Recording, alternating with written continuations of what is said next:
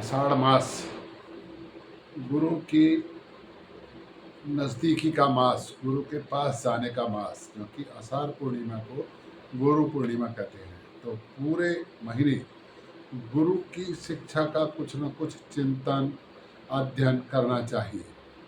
तो गुरु के पास जाएं, गुरु के कहे पर अमल करें, गुरु ने जो कहा है उस पर चिंतन करें और गुरु से संबंधित पुस्तकों का अध्ययन करें। और अगर गुरु से संबंधित पुस्तकें नहीं मिलती हैं तो अपनी जो रामायण है, गीता है, महाभारत है, शिव पुराण है, दुर्गा पुराण है, इन पुराणों का अध्ययन करें। आषाढ़ मास में पुराणों का अध्ययन करना अपने आप में एक विशेष महत्व का बात है।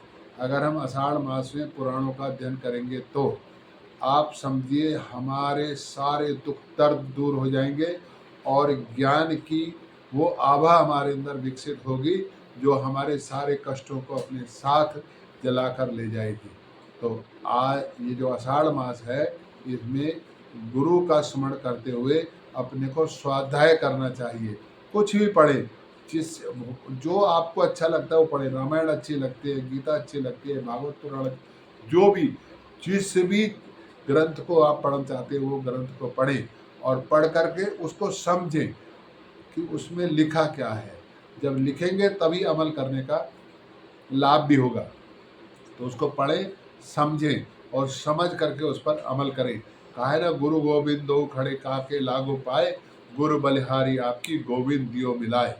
तो गुरु की तो इतनी महिमा है, गुरु ही गोविंद मिला सकते हैं। अगर आप कोई रामायण, गीता, महाभारत कोई अगर आपको नहीं समझ में आ रहा है तो मुझको भी फ़ोन कर सकते हैं। नीचे कमेंट्स बॉक्स में मेरा नंबर लिखा हुआ है।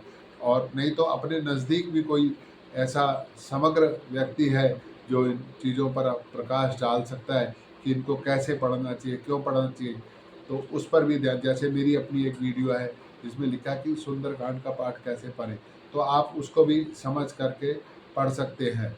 और आगे भी मैं इस प्रकार पूरा ये जो आषाढ़ मास का मास है तो गुरु के प्रति क्या करना चाहिए, कैसे ज्ञान प्राप्त करना है और उस ज्ञान प्राप्त को करके कैसे अपने जीवन में उतारना है, ये आगे आने वाली वीडियो में बताता रहूँगा। और इस प्रकार से जब हम घर में स्वाध्याय कर, मैं आपको बता रहा हूँ, अगर हमने स्वाध्याय करना शुरू करा और घर में पढ़ने का वातावरण बना तो आप समझिए आधी चीज़ें, आधी मुसीबतें तो अपने आप चली जाएंगी। बस मेरा एक अनुरोध है कि मोबाइल पर ज्ञान ना पढ़ें, मोबाइल पर किताब ना पढ़ें। आप मोबाइल पर सुन तो सकते हैं लेकिन जो मज़ा अध्ययन करने का है वो सुनने का नहीं है। तो आप कोई किताब कोई भी रहे, रामायण, गीता, महाभारत, शिव पुराण, दुर्गा पुराण, विष्णु पुराण, नारद पुराण, बहुत पुराण है। तो 18 पुराणों में से कोई चारों वेद है, वेद पक्का छोटा एक एक बहुत सारा एक दिन नहीं पढ़ना, 1 या 2 पेज पढ़ लिए, 4 पेज पढ़ लिए।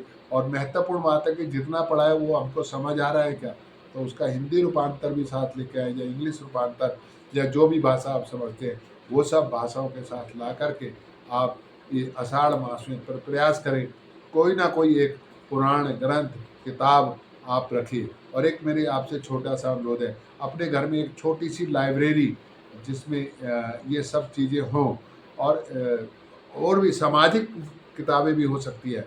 तो घर को एक छोटा अध्ययन केंद्र बनाइए। घर को लड़ाई का केंद्र बनाने के बजाय घर को झंझटों का केंद्र बनाने के एक अध्ययन केंद्र बनाइए। और उस अध्ययन केंद्र में बहुत बड़ी अलमारी पर लाने की जरूरत नहीं है, एक छोटी सी एक छोटा सा रैक भी आप बना सकते हैं। उस रैक में 10, 15, 20, 25 पुस्तकें भी रख सकते हैं। और अगर कौन सी पुस्तकें चाहिए, क्या करना है, कौन सी पुस्तक पढ़नी है और आपका क्या स्वभाव है, अगर उस स्वभाव के मुताबिक आपको पुस्तक नहीं मिल रही है तो आप पुस्तक प्राप्त करने में मेरी भी सहायता प्राप्त कर सकते हैं। मैं आपको बता दूंगा वो पुस्तक कहाँ से मिल रही है। तो आप आषाढ़ मास में अध्ययन प्रारंभ कीजिए। स्वाध्याय से जीवन निखरता है, स्वाध्याय से आगे बढ़ने के रास्ते खुलते हैं, स्वाध्याय से परिवार में समृद्धि आती है, सुख आता है।